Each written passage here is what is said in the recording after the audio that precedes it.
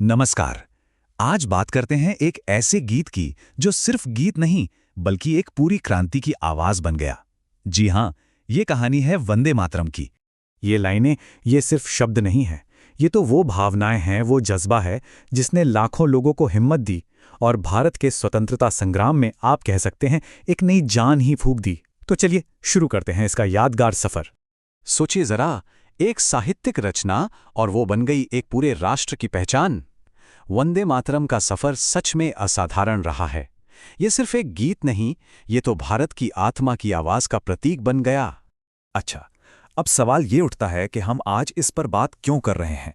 वो इसलिए क्योंकि इस गीत का जो 150 साल पुराना इतिहास है ना, वो सीधे तौर पर हमारे आज से जुड़ा हुआ है। ये जो ऐतिहासिक मौका है, ये हमें इस गीत के जन्म और उसके पूरे क्रांतिकारी सफर को फिर से समझने का एक बहुत ही शानदार अवसर देता है। तो चलिए इस कहानी की बिल्कुल जड़ों तक चलते हैं। अब देखिए, हर महान रचना के पीछे एक दूरदर्शी सोच होती है, एक रचनाकार होता है। और वंदे मातरम की कहानी, वो तो अपने कवि के बिना बिल्कुल अधूरी है। ये हैं बंकिम चंद्र चट्टोपाध्याय, एक महान बंगाली लेखक जिनकी कलम से ये अमर शब्द निकले।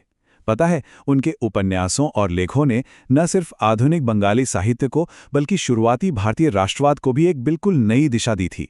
तो ये गीत सबसे पहले 1875 में एक पत्रिका में छपा और फिर बाद में ये उनके मशहूर उपन्यास आनंद मठ का हिस्सा बन गया और बस यहीं से ये लाखों लोगों तक पहुंच गया। इसकी भाषा भी बड़ी खास है, संस्कृत और बंगाली का मिश्रण, जो इसे एक अलग ही साहित्यिक गहराई देता है।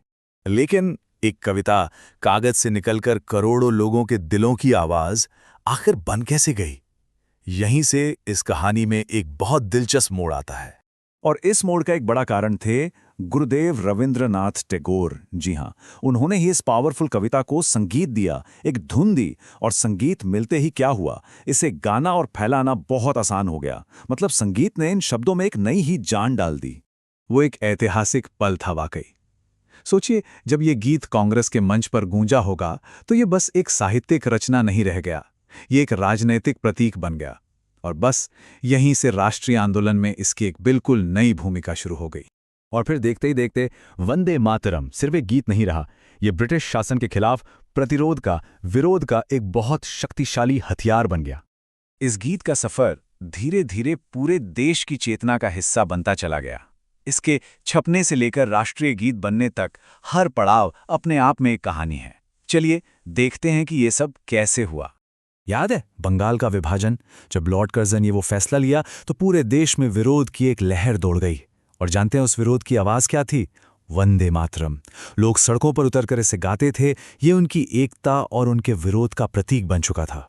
देखिए, एक ही गीत लेकिन उसके मायने दो, बिल्कुल अलग। जहां भारतीयों के लिए ये प्रेरणा का स्रोत था, वहीं ब्रिटिश हुकूमत के लिए ये एक सीधी चुनौती बन गया था। और मजे की बात देखिए, इस पर जो बैन लगाया गया ना, वही इसकी बढ़ती ताकत का सबसे बड़ा सबूत था।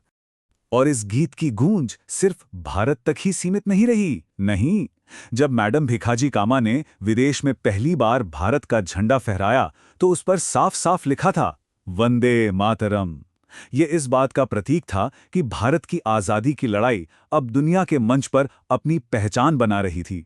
ये गीत सिर्फ एक नारा नहीं था, ये क्रांतिकारियों के लिए अपनी मातृभूमि पर बलिदान होने का प्रण था, एक कसम थी। 1909 में इंग्लैंड में फांसी से ठीक पहले मदन लाल ढींगरा के आखिरी शब्द यही थे, वंदे मातरम। और ये शब्द इतिहास में हमेशा के लिए अमर हो गए।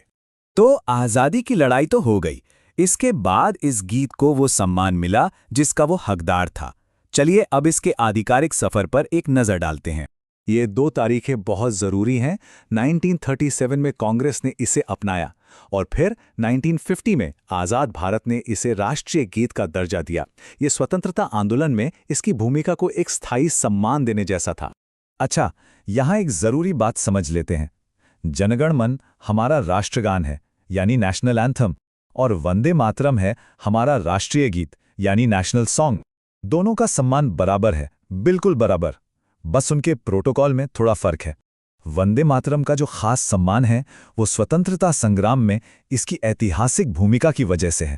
तो आखिर में सवाल ये है कि वंदे मातरम हमें क्या सिखाता है?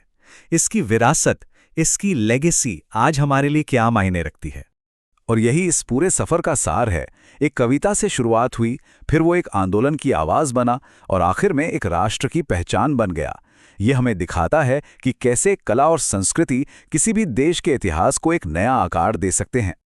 और यही सवाल आज भी हमारे सामने है कि कैसे सिर्फ कुछ शब्द, एक धुन और भावनाएं मिलकर एक पूरे राष्ट्र की कहानी कह सकते हैं। ये सोचने वाली बात है ना? खैर, अगली बार फिर मिलेंगे।